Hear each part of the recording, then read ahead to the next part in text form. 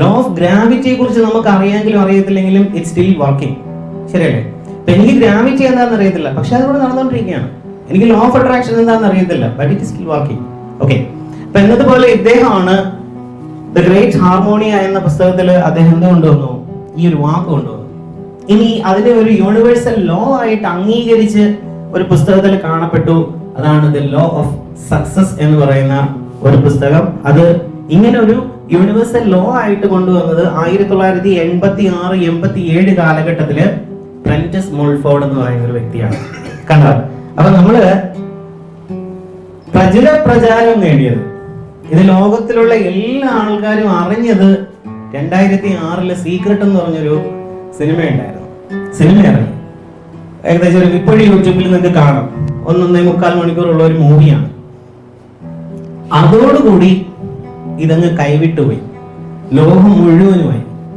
2007 secret എന്ന് പറഞ്ഞൊരു പുസ്തകം എഴുതി. ഇപ്പോഴും അത് വളരെയധികം പ്രചാരം നേടിക്കൊണ്ടിരിക്കുന്ന ഒരു സംഗതിയാണ്.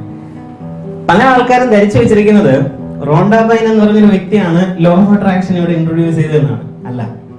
അപ്പൊ ഞാൻ പറഞ്ഞു, ഇതിന്റെ ഹിസ്റ്ററിയിലേക്ക് നമ്മൾ പോയപ്പം പറഞ്ഞു, യെസ്, ഈ യൂണിവേഴ്സിന്റെ ഒറിജിൻ പോലും അങ്ങനെയാണ് എന്ന് ഞാൻ വിശ്വസിക്കുന്നു. ഓക്കെ, അപ്പൊ ഇതാണ് ഇതിന്റെ ഒരു ചരിത്രം എന്ന് പറയുന്നത്. ഈ ചരിത്രത്തിൽ നിന്ന് നമ്മൾ ഇനി ഇതെങ്ങനെ വർക്ക് ചെയ്യും. അപ്പൊ ഞാൻ ആഗ്രഹിക്കുന്നത്, ഒന്നാമതായിട്ട് ഞാൻ ലോ ഓഫ് അട്രാക്ഷൻ എന്താണെന്ന് ജസ്റ്റ് ഒന്ന് പറഞ്ഞു, ചരിത്രം പറഞ്ഞു. ഇനി ഇതെങ്ങനെ വർക്ക് ചെയ്യുന്നു, ഓരോ ആൾക്കാരിലും ഇതെങ്ങനെ വർക്ക് ചെയ്യുന്നു. അപ്പൊ ഇതാണ് നമ്മൾ മെയിൻ ആയിട്ട് പഠിക്കേണ്ടത്. അപ്പൊ കുറെ നാളുകൊണ്ടുള്ള എന്റെ ജീവിതത്തിലെ അനുഭവങ്ങൾ, ഞാൻ ജീവിതത്തിൽ നടത്തിയ പല പരീക്ഷണങ്ങൾ, പല ലോ ഓഫ് അട്രാക്ഷൻ ടെക്നിക്സ് ഞാൻ യൂസ് ചെയ്തത്, ടൂൾസ് ഞാൻ യൂസ് ചെയ്തത്, ഇതിന്റെ എല്ലാത്തിന്റെ അടിസ്ഥാനത്തിലാണ് ഞാൻ ഇങ്ങനെ ഒരു കൺക്ലൂഷനിലേക്ക് എത്തിയിരിക്കുന്നത്. സോ ഡെഫിനറ്റ്ലി ഞാൻ ഈ കൺക്ലൂഷൻ പറഞ്ഞു തീരുമ്പോൾ നിങ്ങൾക്ക് ആ ഒരു മെത്തഡോളജിയിൽ മുന്നോട്ട് പോവുകയാണെങ്കിൽ നിങ്ങൾക്ക് ഈ പറയുന്ന കണക്കുള്ള ഒരു ട്രാൻസ്ഫോർമേഷൻ കിട്ടുമെന്ന് ഞാൻ വിശ്വസിക്കുന്നു. അപ്പൊ ഞാൻ യൂസ് ചെയ്ത ആ ഒരു മെത്തേഡ് അത് ഫലവത്തായതുകൊണ്ട് തന്നെയാണ് ഇന്ന് എനിക്ക് നിങ്ങളുടെ മുന്നിൽ വന്ന് ഇങ്ങനെ സംസാരിക്കാൻ പറ്റിയത്. അല്ലെങ്കിൽ പറ്റത്തില്ല. അപ്പൊ ഞാൻ എന്റെ വൈബ്രേഷണൽ ഫ്രീക്വൻസി എത്രത്തോളം ഉയർത്തിയത് കൊണ്ട് തന്നെയാണ് നിങ്ങളുടെ മുന്നിലേക്ക് എനിക്ക് എത്താൻ കഴിഞ്ഞത്, നമ്മളെല്ലാം അട്രാക്റ്റഡ് ആയത്. സോ ഏതോ ആസ്പെക്ട്സിൽ നമ്മൾ ഒരു രീതിയിൽ വൈബ്രേറ്റ് ചെയ്യുന്ന ആൾക്കാരാണ്. ഇല്ലെങ്കിൽ നമ്മൾ ഇത്ര ആൾക്കാർ ഒരുമിച്ചുകൂടെ ഒത്തുകൂടത്തില്ല. As you all know that. Okay, right. അപ്പോ പലപ്പോഴും നമ്മൾ ആഗ്രഹിക്കുന്നതല്ല നമ്മുടെ അടുത്തോട്ട് വരുന്നത്. പലപ്പോഴും നമ്മൾ അട്രാക്ട് ചെയ്യാൻ ആഗ്രഹിക്കുന്ന കാര്യങ്ങളല്ല നമ്മുടെ അടുത്തോട്ട് വരുന്നത്. നമ്മൾ എന്താണോ അതാണ് നമ്മൾ അട്രാക്ട് ചെയ്യുന്നത്. നമ്മൾ എന്താണോ അതാണ് നമ്മൾ അട്രാക്ട് ചെയ്യുന്നത്. അപ്പൊ ഇങ്ങനെ ഒരു വാചകം പറയാറുണ്ട്, മാൻ പ്രപ്പോസസ് ഗോഡ് ഡിസ്പോസസ്, അല്ലേ? മനുഷ്യൻ പലതും ആഗ്രഹിക്കുന്നു, ദൈവം അത് നിരാകരിക്കുന്നു. അപ്പൊ ഇത് നടക്കുന്നത് എന്തുകൊണ്ടാണ് എന്ന് ചോദിച്ചു കഴിഞ്ഞാൽ, നമ്മൾ എന്താണ് എന്നതിന്റെ അടിസ്ഥാനത്തിലാണ് നമ്മളിലേക്ക് പല സാഹചര്യങ്ങളും എത്തിച്ചേരുന്നത്. അപ്പൊ എന്താണ് നമ്മൾ? മുമ്പേ മിൻസാനം ചോദിച്ചൊരു ചോദ്യമാണ്, കുഴപ്പിച്ചു വെച്ചിരിക്കുകയാണ്. അപ്പൊ ഞാൻ വീണ്ടും ചോദിക്കുന്നില്ല.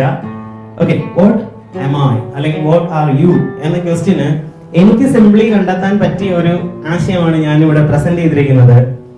V are all energy. നമ്മളെല്ലാം എന്താണ്? മുമ്പേ ആരോ ഒരു ആൻസർ പറഞ്ഞെന്ന് തോന്നുന്നു. We are all soul. Soul, നമ്മൾ സോൾ ആണ്, ഞാൻ സോൾ ആണെന്ന് പറഞ്ഞെന്ന് തോന്നുന്നു. Yes, we are energy. നമ്മളെല്ലാം എനർജീസ് ആണ്. ഓക്കെ, അത് ഞാൻ മനസ്സിലാക്കി തരാം. അപ്പൊ നമ്മുടെ ഈ ബോഡി, നിങ്ങൾ എന്നെ കാണുന്നത് ഒരു ഫിസിക്കൽ ഒബ്ജക്റ്റ് ആയിട്ടാണ്, അല്ലെ? എന്നെ ഒന്ന് വിഘടിച്ചാൽ എന്തായിരിക്കും കാണാൻ പറ്റുന്നത്?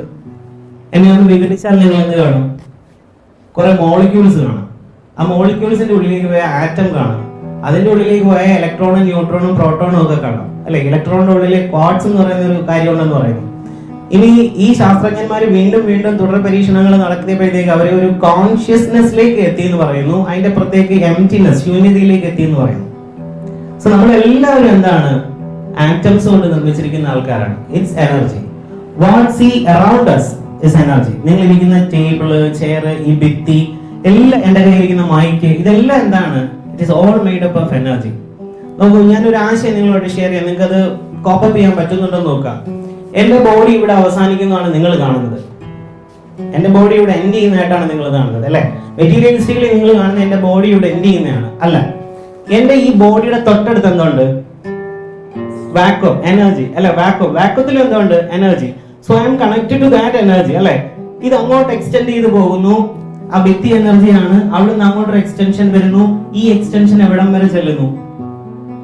ജസ്റ്റ് അസ്യൂം ഈ ഞാനെന്ന ഈ മെറ്റീരിയൽ എക്സ്റ്റെൻഡ് ചെയ്ത് പോയാൽ, അത് എനർജി ആക്കി എക്സ്റ്റെൻഡ് ചെയ്താൽ എവിടെ നിൽക്കും? ഈ ഹാളിൽ നിൽക്കുമോ?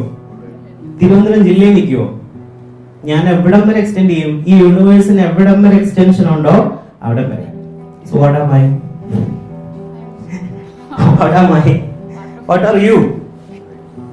You are a universe. Simply you can think like this. This is logical.